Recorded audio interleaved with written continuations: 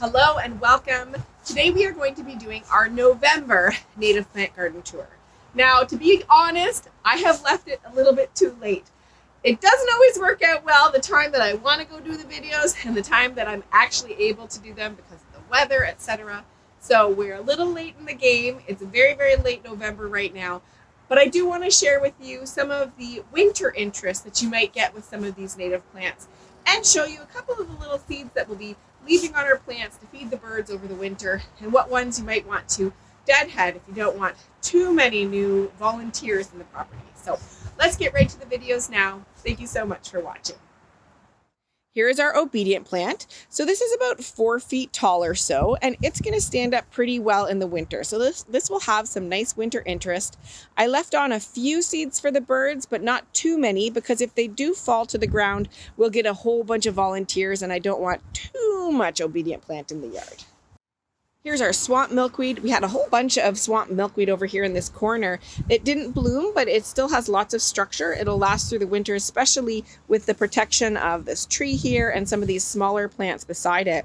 And then over here, we've got our kind of random scraggly pale purple coneflower, which I'm going to put a tomato cage around next year. I just fiddled with this one, and now it's actually an easier way to see the seeds. So how neat is that? Those little white spots with the kind of brown tips are the seeds. And so that's what the birds will be coming for. And I will pull off a couple just to show you. See right there. That one right in the middle is the seed. And then the rest of it is kind of flower petals that have dried out. So I'm going to put those in the garden and hope to see more pale purple coneflower next year. And again, going to support it a little bit better than this year as it kind of flopped over these plants in the garden.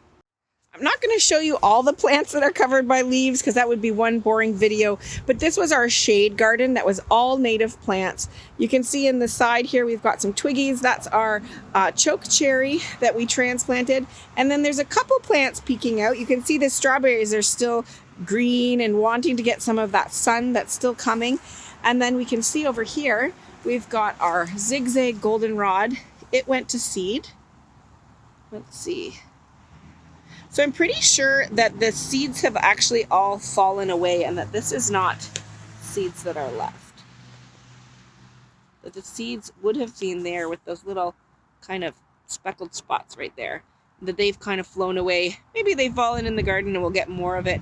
But otherwise, maybe they've been eaten by the birds. Who knows what? We will soon see what comes in the spring. Same thing for our large-leafed aster. You can see that this is where the seeds were. They were a little poofy, and now they've all gone. So maybe we'll get some in the garden, and maybe they have floated away as gifts to my neighbors. You're welcome. So here is our New England Aster, and it's about 4 feet tall still. It's going to look great through the winter. Going to stand up tall. It's a little windy right now, but we can see that we've got tons of seed heads, and are they not the cutest thing? They're like little poofs. They're just so adorable. And then the seeds are just these tiny little things. So these little seeds, and they float away quite easily, but they don't make a lot of volunteers in the garden unless they're making volunteers in somebody else's garden. But they are just so light. So here they go. Woo! They'll probably find their way into the grass, and that'll be fine too. So we'll leave these on for the birds and hopefully get all sorts of pretty attention over the winter. Here's our butterfly weed. There'll be a little bit of winter interest here. It stands about 2 to 3 feet tall, and it'll look just like this throughout the winter. All the seeds are gone, so it won't have any attention from the birds. They've either flown away, or I've collected them, fall sowed them, or shared them with friends. Here's what's left of our Canada goldenrod. So this guy, he was about 9-10 feet tall or so. You can see that I deadheaded these branches here, and I'll leave these just in case any critters want to make homes in them over the winter. But this is the seed. So just be careful of those little seeds because they fly around and they easily make volunteers in the garden. So that's why I deadheaded it, left a few on. Hopefully the birds will eat these guys up. So over here beside the Canada goldenrod, we've got our Panicled Aster. This was a volunteer that we let grow, and we had some beautiful white flowers. And now we've got these cute little puffs of seeds. I'll be collecting some of these so I can have some more Panicled Aster, perhaps in other parts of the garden as well. I'm losing the light here today, but I did want to show you my little Bluestem. Now this goes into this gorgeous like rosy color over the fall, and this was just a pretty plant. It's one of the biggest surprises I've had in my native plant gardening, how much I would be so happy about a grass, but it is just such a gorgeous plant that I would definitely recommend, though I'm not exactly sure how to keep it the happiest. So I am looking for tips on that, because this year it kind of went a little floppy. This is its second year in the garden. Here's our prickly pear cactus, and you can see it's gone kind of floppy. It's all wrinkly, and that's fine. This is what it's done every year. Next spring, it'll plump right up and it'll look gorgeous all through the season. So things are starting to look covered by leaves and snow, and that's just the way it's going to be. We've got our Prairie Smoke right here, and it's looking a little flat and sad. That's fine. It's going to hide for the winter, and we'll see it again in the springtime. So over here in our boulevard garden, we've got our Lanceleaf Coreopsis, and this was such a stunner this year in the garden. It looked so great and bloomed forever. We've got a bunch of seed heads that we're leaving on for the birds, and then we're going to hope that this plant does well over the winter, because you can see that it's right by the road, so it might get some of that salt from the road, and I hope that it can manage, because it's done pretty well so far, but that can have an impact on the boulevard garden plants for sure.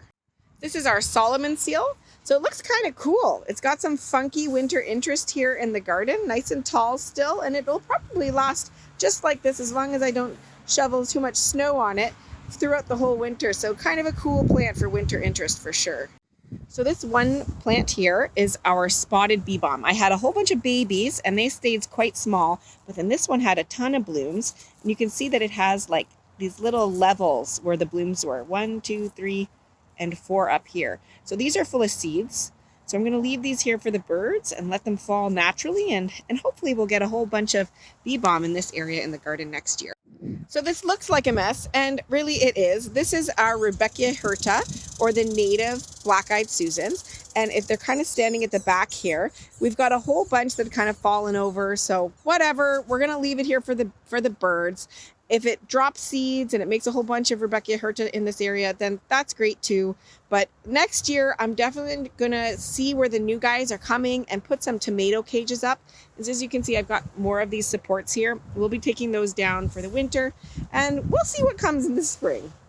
So here's the seed head of the black-eyed Susan. You can see that if you just kind of play with it, those little black spots there, that's the seeds. So they're tiny little seeds. And the birds are just going to come and nibble these throughout the winter. And anything that falls, and maybe that will be some new black-eyed Susan in the spring. So here is my fall sowing station. I got a whole bunch of seeds in all these pots, and then I've labeled them, and who knows, the labels might last, they might not, but that's why we're doing a video. So we've got some butterfly milkweed here, some boneset, some pearly everlasting. Up here we've got Lanceleaf Coreopsis. This is the Michigan lily that I planted last fall, so fingers crossed this will now bloom this coming spring. It takes a little bit of a different stratification period, and I didn't do it quite properly last year, so fingers crossed in the springtime we'll get some of that. More Lanceleaf Coreopsis, a whole bunch of who knows what that I found that were volunteers, and some mace sedge, a tiny one in the right. And then down here we've got some wild columbine, wild blue lupin. This is full of swamp milkweed. You can see that the squirrels are digging in it. You know what? It's going to happen. You can cover these with some chicken wire or whatever and stones and do all sorts of things. I don't do that, and I still get plants next year. So you do you, but I frankly don't have the energy and space to do all sorts of cool tricks, but this works for me. So this right here is obedient plant. We got some woodland sunflower, and we will just wait and see. So fingers crossed next year we get all sorts of new babies, and then I'll thin them out, put them in the garden, and share them with others as well. Thank you so much for watching. I hope you found the video interesting and helpful. This is going to be our last native plant garden tour for this year, but we'll have lots more for 2024 when things start peeking through the ground again in the springtime. If you liked the video, please give me a thumbs up and consider subscribing for more native plant garden tours, adventures, and gardening tips along the way as well. Thanks again and happy holidays.